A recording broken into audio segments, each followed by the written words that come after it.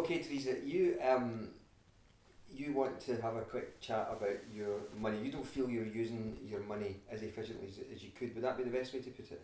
That's a very diplomatic way of putting it, Right, Fergus. okay. I feel I could make better use of my money, and there are things now that I need to save up for, and I want to make sure I'm saving in the correct way, and also I'm cutting back in the correct way. Okay. Tell me what you have been doing up till now. How do you deal with the money that you earn now? What happens to it? Oh, do you remember Viv Nicholson from years ago when she won the pools and her voice was spend, spend, spend? I do have a degree of financial intelligence and financial awareness. I thought you said you have a degree in No, I do have a degree of financial intelligence.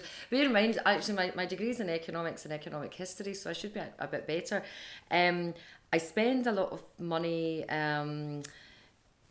going away on trips, going on holidays and things like that. I probably spend too much, so I'll probably cut back. But because I'm self-employed, my income is, I get regular work from BBC. Obviously I'm a BBC presenter, so I get regular work from BBC, but I'm not paid monthly. I'm paid just whenever my invoices come in, so it can be weekly. Sometimes there's a wee gap, then I get 2 or 3 at once, so I don't have maybe like the 15th of every month say, right, I've got X amount of pounds, this is what I'll do with it. It just comes in dribs and drabs. And what problems does it cause you being paid that way? Well, problems, I'm not sure so much. I didn't foresee it as a problem until I decided I had to start saving, because I wasn't really sure, and in fact I'm still not sure how much I actually get per month, because it varies per month. And I do, I'm also a freelance writer, I do book events, I do a lot of chairing for book festivals, so I get income through from that too. And again, that comes, I may do a job and maybe I won't get paid for another 2 months. So it just means that it's hard for me to budget and say, right, if I'm saying to friends, fancy going out tonight, let's say it's the end of the month, I don't really have enough money, I'll wait till payday. I never have to wait till payday, or I never do wait till payday. I just use my credit card. I never think, right, end of the month, payday, I just spend it. And how many credit cards have you got? I only have one. Well, I actually have 2. I only have one that I use. How much interest do you pay on it? None, because I pay it off at the end of every month. So you've got enough money to pay off your credit card at the end of every month? Yes. So you're not in debt? I'm not in debt, and that was something that I was in debt, and I'm going to be quite blunt. I actually, in fact, this is confession time, but I've changed and I'm nice. I had my wages arrested at one time. This was a long time ago, about 20 years ago. I had a dispute about my council tax, and they'd sent me the wrong bill, so I thought I was quite clever and quite smart, and said, well, I'm not paying that, that's not my bill.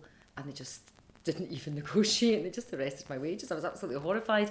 And I used to have credit cards, and I would rob Peter to pay Paul, and I had 2 or 3 credit cards on the go. Now, I was fairly clever to start with. I would have the interest free, then swap it over to another one, and eventually, it's like pulling your belt really, really tight, and you end up, it's got to go somewhere. So I was made redundant, and I used most of the money to pay off all my debts, and I've been debt free ever since. So no mortgage, nothing? Well, I've got a mortgage. I don't really count a mortgage as debt as such. Okay. Why not? Because I have to live somewhere, and if I didn't have a mortgage, I'd have to pay rent. Okay. And that's just my little rule to myself. So yeah, I do have a mortgage. How do you deal with the money that you get paid by BBC and publishers and all the events that you're working in? Do you have a kind of business bank account, or does it all just go into the one place and you spend it? It just goes in. You make me sound really sort of quite wild and wanton with all this money and all this spending. It just goes into the one account. I just have my own personal account, but then that's just what I use. I use that's just, it's a current account.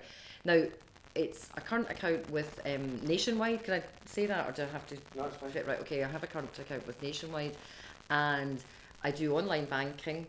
And what I try to do is I try to put 20% of every time I get money in, 20% on an online savings account that I can, you have instant access, and you can just do it through your current account. And so I have 2 of them. So I do 20% into my an online savings account for tax, and my intention was 10% into another account for spending. But I do find at the end of, maybe not the end of the month, but certain periods when my credit card bill comes in, I'm taking money out of that, which I shouldn't. So.